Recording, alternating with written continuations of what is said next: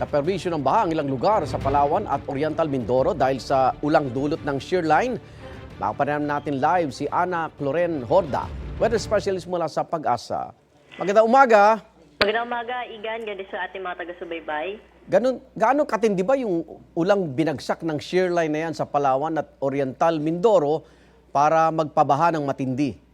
Yes po, itong bahagi po ng Puerto Princesa o yung istasyon po natin dyan sa may Palawan area po, nakapagtala po tayo dito ng halos nasa around 200 millimeters of rainfall po. At nihintay pa po natin yung datos ngayong alas 8 na umaga para makuha po natin yung total amount of rainfall. Pero kahapon nga po ng umaga hanggang alas 2 po ng hapon na observation po natin, halos nagtotorrential po yung mga pag-ulan.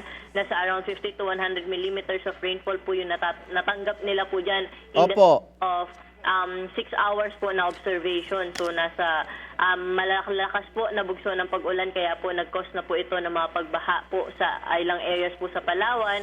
At ganun din, Igan, after po nung malakas na bugso ng pag-ulan, ng torrential na buhos ng pag-ulan, ay may mga moderate to heavy rains pa rin po silang naranasan sa mga susunod na oras or nung mga sumunod na oras kahapon, kaya po malakas na mga or mas dumami yung tubig po na nag-cause po ng mga pagbaha sa may Palawan area. Ano pang mga lugar, Ana, yung dapat maganda sa ganyang posibleng panahon? Ito pong bahagi po na Eastern Visayas po, nakatutok pa rin po yung shear line dyan, kaya po malakas na bugso ng pag-ulan pa rin po yung inaasahan natin ngayong araw. At kung minsan nga po intense na mga pag-ulan po yung inaasahan po nila.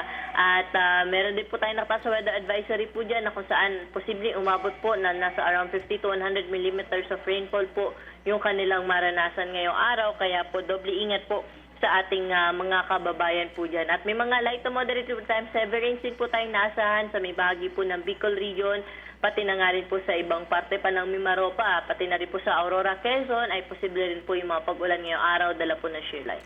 Hanggang kailan inaasahan magtatagal ang shear line?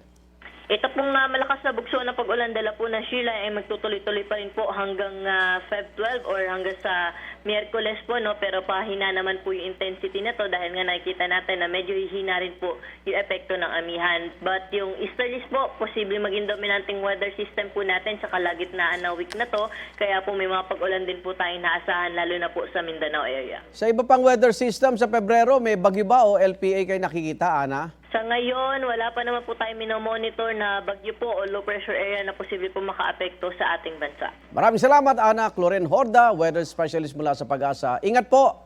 Salamat po, ingat din po. Igan, mauna ka sa mga balita, mag-subscribe na sa GMA Integrated News sa YouTube para sa iba't ibang ulat sa ating bansa.